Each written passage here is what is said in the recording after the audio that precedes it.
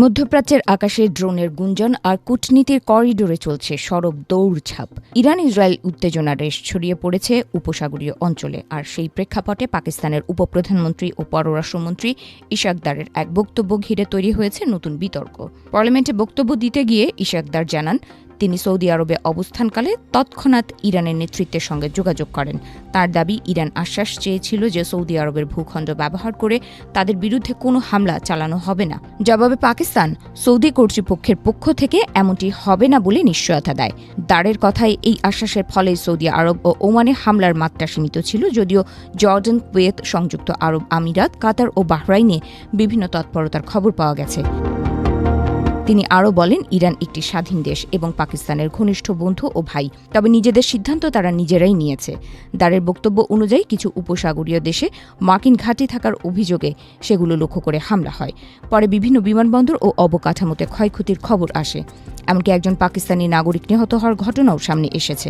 পাকিস্তান সরকার দাবি করছে তারা সৌদি আরবের নিরাপত্তা রক্ষায় সক্রিয় ভূমিকা নিয়েছে এবং প্রকাশ্যে ইসরায়েল ও যুক্তরাষ্ট্রের পদক্ষেপের নিন্দা করেছে। বাস্তবে সৌদি আরব কতটা সুরক্ষিত ছিল?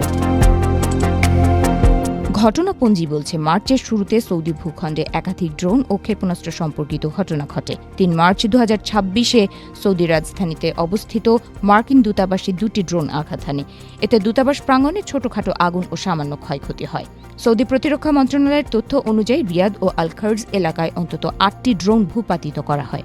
এর আগে ২৮ ফেব্রুয়ারি থেকে ২ মার্চ পর্যন্ত সৌদি আরবের বড় সামরিক ঘাঁটিতে সরাসরি হামলার নিশ্চিত তথ্য না মিললেও উপসাগরীয় অঞ্চলের একাধিক দেশে মার্কিন ও মিত্র ঘাঁটিকে লক্ষ্য করে ইরান সমর্থিত হামলার অভিযোগ ওঠে। সবচেয়ে আলোচিত ঘটনা ঘটে ২ মার্চ, যখন রাষ্ট্রায়ত্ত তেল কোম্পানি আরামকোর রাস তানুরা শোধনাগারে ড্রোন হামলার খবর আসে।